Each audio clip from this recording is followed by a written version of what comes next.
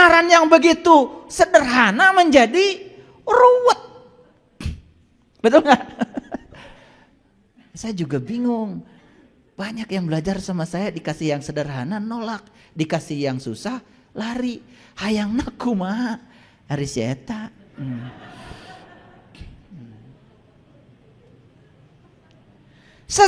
Sebanyak apapun kata-kata dan pernyataan tidak akan pernah bisa menggambarkan kenyataan yang sebenarnya.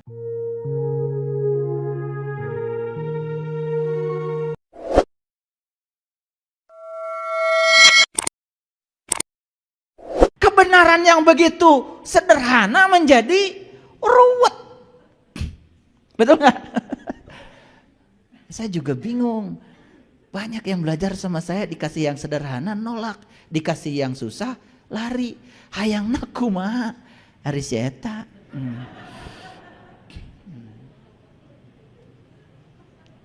Sesungguhnya kami telah mengulang-ulang dalam Quran ini bermacam-macam perumpamaan, dan manusia adalah makhluk yang paling banyak berdebat. Gitu maksudnya sebetulnya di ayat ini. Ini yang dipakai bahasanya aksaro. Aksaro itu bukan sedikit loh. Kasiro itu di atas 75%. Kasiro kebalikan dari kata kolil. Kalau kolil itu sedikit sekali. Kalau kasiro banyak sekali. Kebanyakan manusia sukanya berdebat. Ya kalian kan model-modelnya begitu. Bikin seminar, debat. Debat spiritual, tahun datang.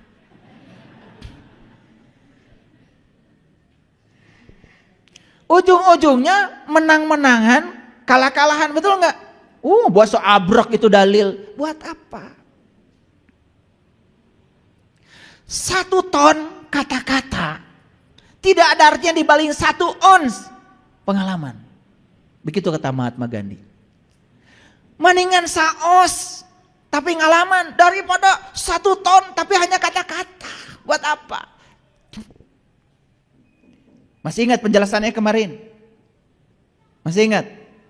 Sebanyak apapun kata-kata dan pernyataan tidak akan pernah bisa menggambarkan kenyataan yang sebenarnya. Masih ingat? Ya? Ini apa? Apa HP? Alat komunikasi yang dibawa kemana-mana, ya, tanpa kabel. Cukup? Nggak cukup. Karena tambahannya masih banyak. Alat komunikasi yang dibawa kemana-mana, di dalamnya ada sejumlah aplikasi yang dibuat dari semikonduktor. Tambah panjang kan? Cukup? Belum cukup. Apa ini? Alat komunikasi ya, yang terbuat dari semikonduktor, ya, yang di dalamnya ya ada elektron valensi yang bisa berpindah dari pita konduksi ke pita valensi. Tambah pusing? Sok, siapa yang mau mendefinisikan HP ini? Nggak bisa. Kenyataan ini tidak bisa dibuat menjadi pernyataan. Begitu dibuat pernyataan, pernyataan semakin menjauhkan dari kenyataan. Yang benar apa? HP adalah eta. Gitu aja. HP adalah eta, gitu aja. Eta pun cukup. Iya kan, saya sudah jelaskan kemarin. Jeruk adalah gimana? Sebuah buah yang kecut-kecut, ada manis-manisnya, yang terbuat dari tanah, air, api, udara. Cukup? Gak cukup. Sebuah buah yang kecut-kecut, manis-manis, kadang-kadang keset, ya, yang terbuat dari tanah, air, api, udara, ya, yang di dalamnya, udah, ya, ada air. Wah, udah tambah panjang lagi. Cukup? Sepanjang apapun tetap nggak cukup. Mana jeruk? Eta. Jadi kenapa kita lebih tertarik dengan orang yang banyak ngomong? Dan kenapa kita tidak tertarik untuk mengalaminya sendiri? Allah adalah ya Allah. Berani-beraninya mendefinisikan Allah. Allah yang tanpa batas yang nggak bisa diterangkan, nggak bisa dijelaskan, tapi Allah menjamin bisa ditemui dan bisa dirasakan. Setelah menemui dan merasakan, gimana? Ya gitu. Cukup? Cukup. Orang yang sudah tahu cicing, Nggak kayak saya banyak ngomong. Saya pengennya kalau ngajar itu duduk aja. 2 jam di sini. Selesai semua bubar. Gimana? Ngerti Pak, ngerti. Ya gitu. Pengennya begitu. Saya udah teriak-teriak aja dari tadi, masih bengong. Karena otak kita itu sudah sangat, mohon maaf, sudah terkontaminasi oleh begitu banyak pengetahuan, yang pengetahuan itu justru menjadi hijab untuk naiknya kelas kesadaran kita. Lanjut. Ini Quran surat Al-Isra nih, ya. Walaqad sarafna linnas fi hadzal Qur'an min kulli masalin. Diulang lagi. Dan sesungguhnya kami telah mengulang-ulang kepada manusia dalam Al-Qur'an ini tiap-tiap macam perumpamaan. Tapi kebanyakan manusia tidak menyukai kecuali mengingkarinya. Jadi apa maksudnya? Maksudnya kalau diceritakan perumpamaan mau. Tapi kalau diceritakan yang sebenarnya di balik perumpamaan, mengingkarinya. Saya juga bingung ya. Saya mengajar dari tahun berapa ya? Tahun 97 saya ngajar Ma'rifatullah itu. Sedikit sekali orang yang mau menerima kebenaran itu. Lebih banyak yang menolaknya. Tapi kalau dikasih yang perumpamaan, pada setuju. Oh nanti itu bakal begini. Oh ya, senang. Tapi kalau saya bawa ke sini saat ini sekarang, bukan nanti, mengalami langsung, menolak.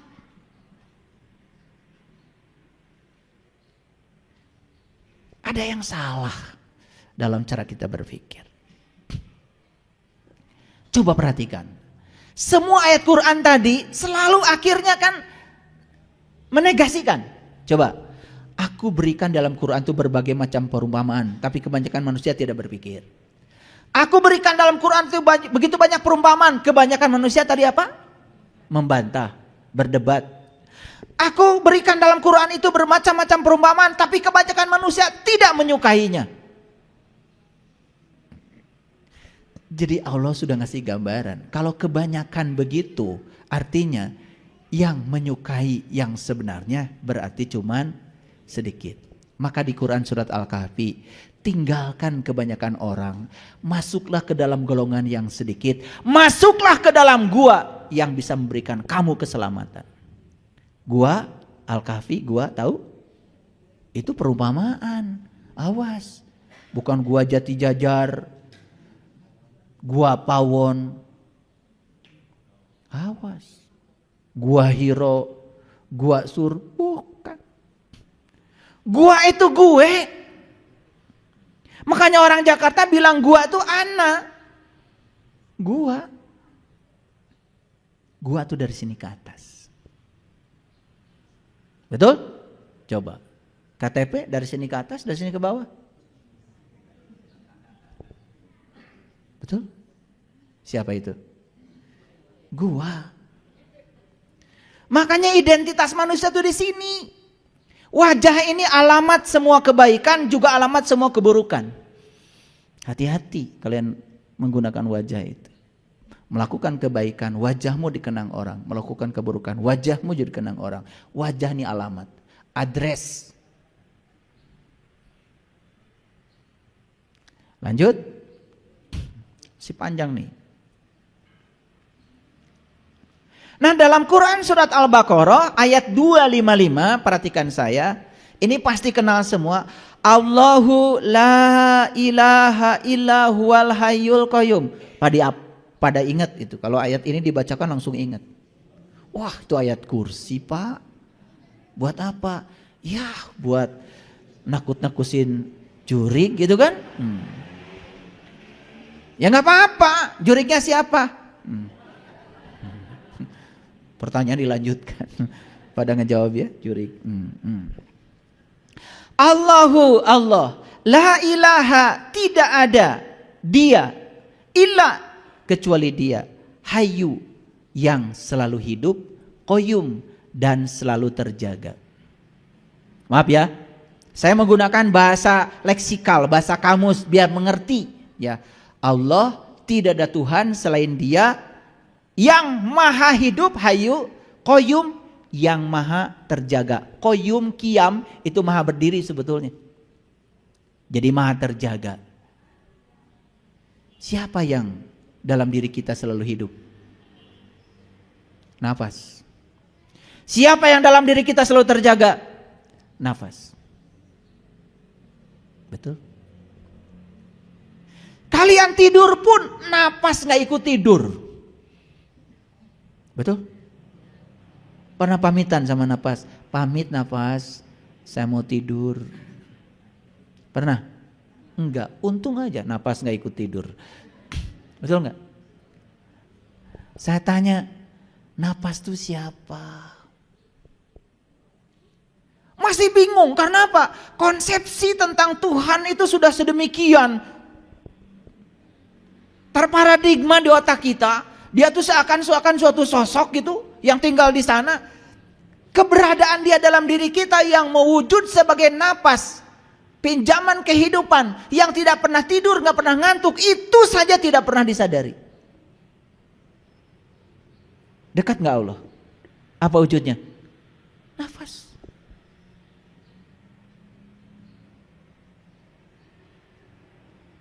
Orang melakukan kebaikan bernapas, orang melakukan keburukan bernafas. Allah ngikutin saja karena beliau itu adalah Rob, fasilitator. Terserah kamu. Karena di balik semua pilihan ada risikonya. Saya kasih tahu ya. Apa risiko yang paling besar dalam hidup ini? Apa? Apa? Silakan acungkan tangan. Apa risiko yang paling besar dalam hidup ini? Apa? Tertutup. Risiko yang paling besar dalam hidup ini adalah tidak mau ambil risiko.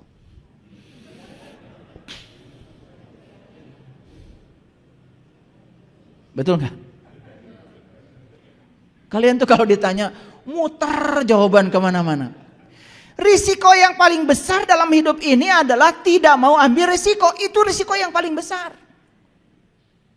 Dan semua orang yang tidak ambil risiko pasti gak berbuat apa-apa, bukan? Mau dagang takut rugi, betul? Mau belajar takut pinter, betul gak? Iya. Mau bisnis takut kaya, betul apa tidak? Iya. Mau ngaji takut sesat, belum ngerti udah menilai orang. Ya.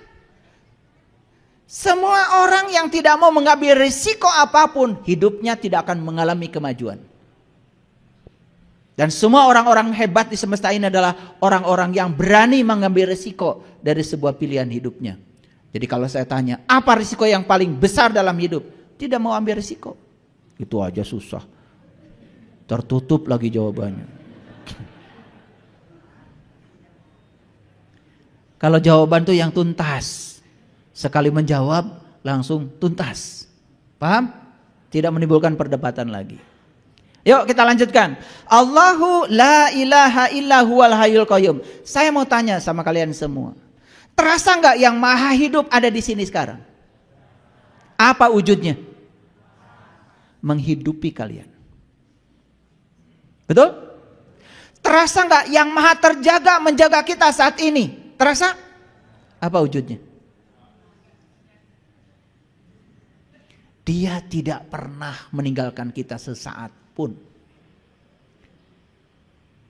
Kalian makan, selesai makan, Dia yang ngurus semuanya.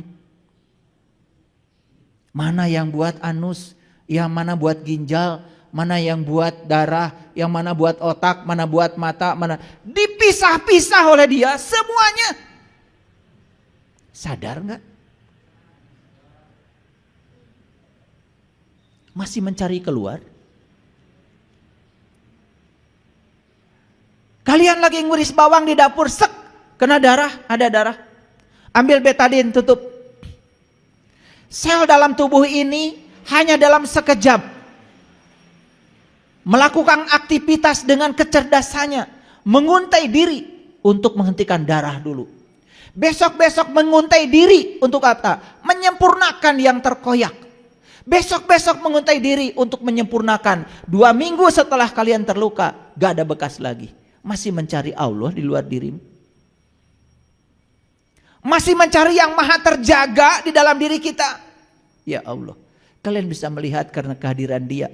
Kalian bisa mendengar karena kehadiran Dia. Kalian bisa mengunyah semua makanan dan merasakan semua makanan karena kehadirannya. Kalau tidak ada napas, semua tidak bisa dirasakan. Masih mencari di luar dirimu. Heran saya. Begitu diceritakan yang sebenarnya kaget. Tapi begitu cerita hayalan, Allah di sana sedang menunggu kita nih, di sana.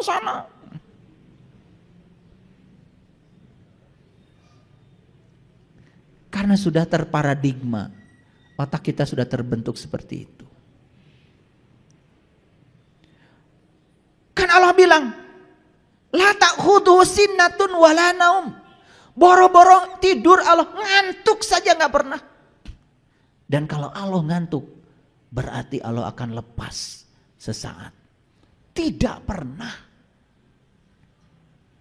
Boro-boro tidur, ngantuk saja tidak. Lahu ma fis samawati wa ma fil ard.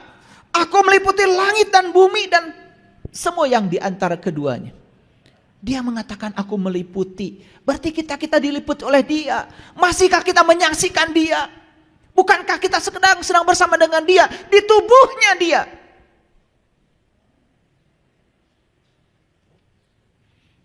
Kalau ikan masih menanyakan di mana garam, wajar karena dia tidak sadar. Padahal dia hidup di laut. Kalau burung masih menanyakan di mana angkasa, wajar karena dia tidak sadar.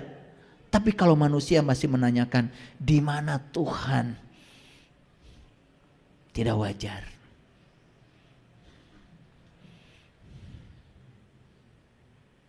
Man zalladhi yashfa'u indahu illa biizni ya'lamu ma baina aydihim wa ma khalfahum wa la yuhituna bi syai'in min ilmihi illa bima syaa.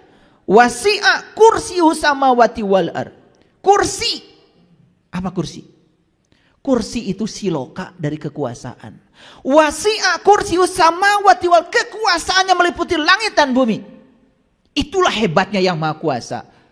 Semakin dia berkuasa, semakin dekat dengan yang dikuasainya. Terasa nggak kuasanya Allah pada diri kita? Kalian sekarang bisa menggerakkan tangan, kuasa siapa? Kalian bisa membuka kacamata, kuasa siapa? Kalian bisa memasakkan kancing, masuk ke lubang kancing, kuasa siapa?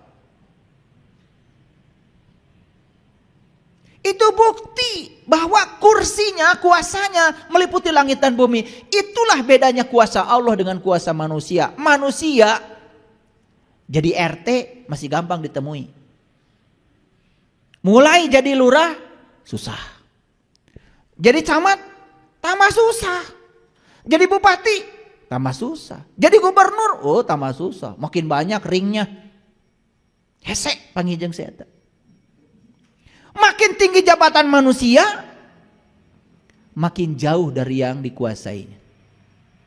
Beda dengan Allah, makin maha kuasa. Justru kemahakuasaan Allah, Allah semakin dekat dengan yang dikuasainya.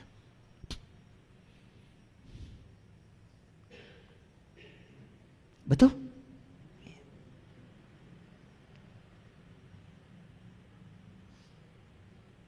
Saya punya murid wali kota. Mau ketemu dia, susah. Harus lewat ajudan. Lucunya ajudannya lebih wali kota daripada wali kota.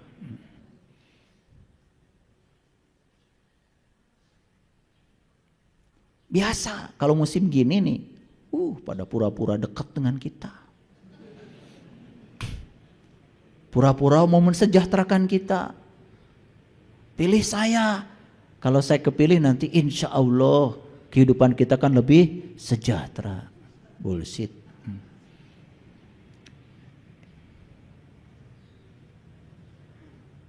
Ya saya bukan sedang menceritakan siapa-siapa. Saya cuma menceritakan bedanya kekuasaan Allah dengan kekuasaan manusia.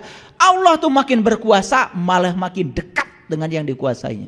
Manusia makin berkuasa makin jauh dari yang dikuasainya. Kenapa? Itulah keterbatasan manusia. Kekuasaan manusia itu 5 tahun. Paling juga 10 tahun. Kekuasaan Allah tanpa batas. Tapi lucunya lebih banyak manusia yang suka pada yang punya kuasa singkat. Dipuji-pujinya, didekati-dekatinya. Betul? Subhanallah. Kenapa kita tidak mencari yang abadi? Kenapa? Gantungkan diri kita kepadanya. Jangan gantungkan pada siapapun, apalagi yang punya kekuasaan sesaat. Damai. Kita tidak terjebak dukung-mendukung. Mau memilih saja, namanya pesta demokrasi. Tapi tidak konyol dukung-mendukung. Apalagi harus berantem karena dukung-mendukung. Yuk kita jaga NKRI ini. Kita jaga persaudaraan kita. Rayakan pesta demokrasi dengan penuh sukacita. Memilih yang berbeda gak apa-apa. Itu hanya, kan pemilu itu langsung, umum, bebas, rahasia. Yang tahu pilihan kita kan cuma kita. Betul? Udah. Tetap bersaudara ya. Gitu. Jangan korbankan persaudaraan kita untuk sesuatu yang sesat.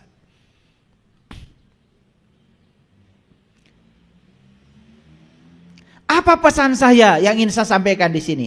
Ini yang ingin saya sampaikan. Ini yang ingin saya sampaikan. Di Quran surat lanjutannya, yaitu Quran surat 2 ayat 256, Allah mengatakan, La ikraha fiddin. Tidak ada paksaan dalam agama. Agama urusan keyakinan. Keyakinan urusan percaya atau tidak percaya. Tidak boleh dipaksa. Berarti gimana caranya supaya percaya dan tidak percaya kita teka paksa. Betul? Itulah pentingnya kita kembali mengikuti cara beragamanya para nabi, para rasul. Nabi Muhammad, ya, kan sebelum beliau sholat, beliau Isra Mi'raj dulu. Betul? Beliau mencari dulu siapa Tuhanku. Beliau mencari dulu siapa yang harus aku sembah. Setelah kenal, ketemu, baru beliau sholat. Terpaksa enggak? Enggak, sholatnya itu karena cinta. Karena sudah tahu dan kenal. Nah kita ini kan sholat jadinya kewajiban. Dilaksanakan dapat pahala, ditinggalkan dapat siksa. Jadi transaksional. Seakan-akan itu benar. Padahal kita tuh sebetulnya gak mau sholat. Kali aja dapat surga. Sebetulnya gak mau sholat, cuma takut disiksa dalam neraka. Konsepnya sudah berbeda. Nabi Ibrahim kan tidak sholat dulu. Beliau mencari dulu siapa Tuhanku. Nanti saya tunjukkan ayatnya. Oke, clear sampai sini? Nah, jadi itu metodenya yang harus kita ikuti. Makanya kata Nabi Muhammad, Qul in kuntum tuhibunallah fattabi'uni. Itu diabadikan dalam Quran kata-kata itu. Jika kamu ingin mendapatkan cintanya Allah, ikuti aku. Yuhibbukumullah, pasti Allah akan mencintaimu. Jadi Allah jadi kekasih, bukan mitra dagang kita. Paham? Banyak masalah tahajud, tambah banyak masalahnya. Ya mau tahajud, tahajud saja. Kalau orang yang sudah cinta pada Allah, ada masalah gak ada masalah. Jamnya malam tahajud, ya tahajud saja. Seperti Allah mencintai dia, tanpa syarat. Paham? Itu namanya ikhlas. Lanjut dulu.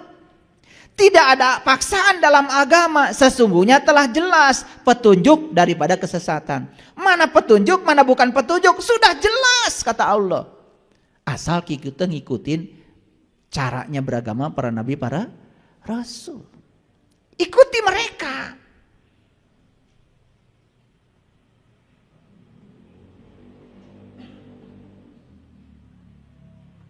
Jadi Quran itu oleh Nabi Muhammad dibicarakan dulu atau dialami dulu? Ulangi, Dibicarakan dulu, dialami dulu. Pintar kalian tuh ya kalau menjawab. Ulangi sekali lagi kalau gitu. Dibicarakan dulu, dialami dulu. Setelah dialami, pasti cocok kan? Kalian dibicarakan dulu, dialami dulu. Jadi ngikutin siapa?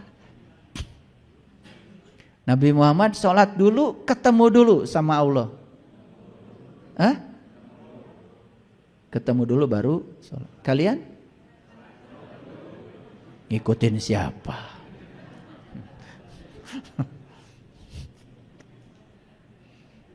Sadar nggak ini teh?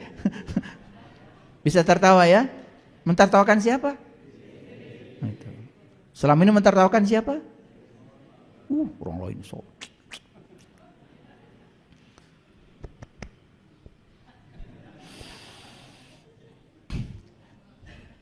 Sesungguhnya telah jelas mana petunjuk, mana kesesatan, sudah jelas. Itu yang menyebabkan tidak perlu ada paksaan dalam agama. Maka barang siapa yang tertutup kepada togut dan beriman kepada Allah, ini syaratnya. Supaya kita tidak salah dalam menangkap perumpamaan, kita harus tertutup terhadap togut dan beriman kepada Allah. Tahu togut? Togut. Nabi Ibrahim kan terkenal ngampakin semua patung-patung. Itu siloka. Siloka. Perumpamaan. Apa patung? Patung itu sesuatu yang tidak berubah. Paham? Patung yang dibuat oleh ahli seni gak bahaya, gak bahaya. Pernah ada yang ditonjok patung? Difitnah patung? Dihina patung? Oh, itu patung kurang ajar menghina saya. Itu patung itu yang dibuat oleh ahli seni, itu seni, seni. Bukan itu yang dikampakin oleh Ibrahim, bukan itu. Patung itu yang paling berbahaya adalah sifat kita yang tidak mau berubah persis seperti patung tah eta. Asa pang benerna patung. Asa pang solehna patung. Teu daek ngaji patung. Tidak menambah ilmu patung. Merasa paling bisa patung. Merasa paling tahu patung. Sekarang saya tanya, bener nggak ini? Ada patung nggak di situ? Kampakin.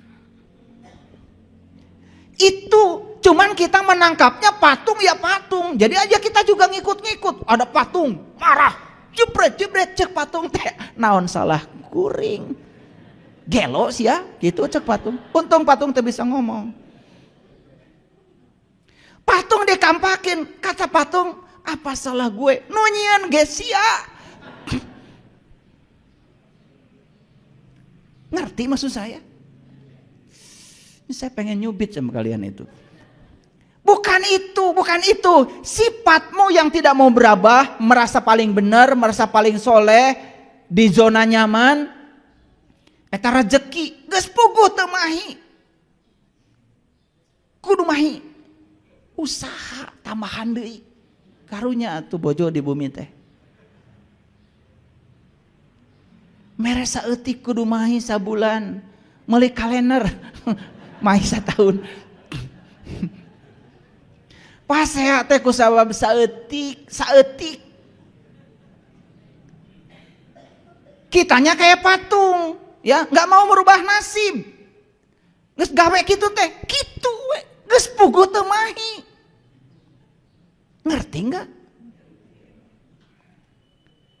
Saya kadang-kadang lucu ya. Saya kadang-kadang ngobrol yang dengan teman-teman yang sama-sama PNS dengan saya. Setiap ngomong tuh, kan PNS gajinya sedikit pak. Atuh nah mana teh maka jadi PNS. titah saha. Betul nggak? Geus saeutik teh diomongkeun we terus. Keluar. Jadi pengusaha. Kalau kita kerja di orang itu satu kuncinya, kita menyiapkan masa depan orang. Tapi kalau kerja sendiri menyiapkan masa depan kita, itu yang bener. Geus puguh saeutik kudu mahi. Di amplopan ge tetep teu mahi. Ieu keur listrik, ieu keur ieu. Giliran budak mah hoyong jajan, eueuh amplopna ge.